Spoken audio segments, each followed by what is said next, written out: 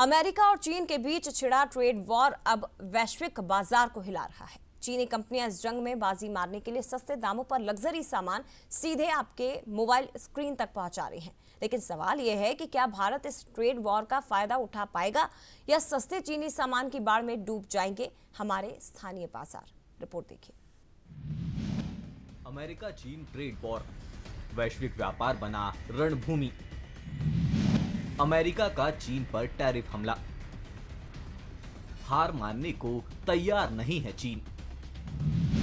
TikTok पर सामान बेच रही चीनी कंपनियां, $200 की पैंट सिर्फ $5 में। अमेरिका चीन ट्रेड वॉर ने वैश्विक व्यापार को रणभूमि बना दिया है। ऐसे में पारंपरिक दुकानों को ठेंगा दिखाते हुए ये कंपनियां अब सीधे आपके फोन तक पहुंच रही है।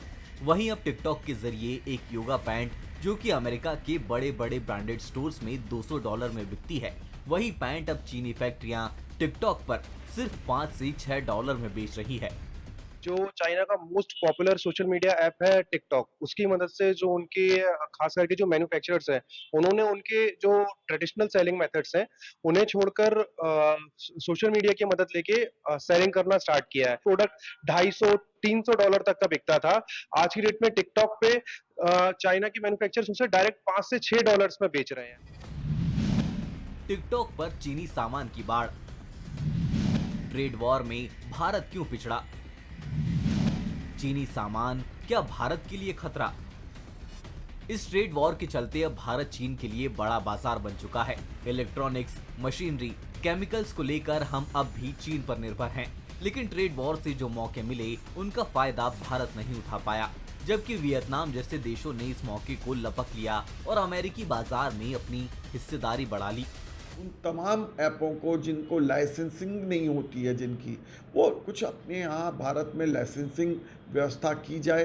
बिना अनुमति के कोई ऐप भारत में नहीं चलाया जा सके जो कि इस तरह के गतिविधियों में लिप्त हो।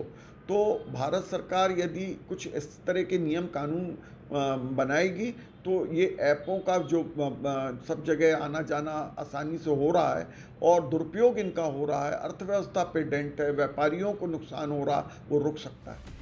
भारत के लिए ये मौका भी है और चुनौती भी। सवाल ये है कि क्या हम इस जंग में अपनी जगह बना पाएंगे या सस्ते सामान की सुनामी में बह जाएंगे।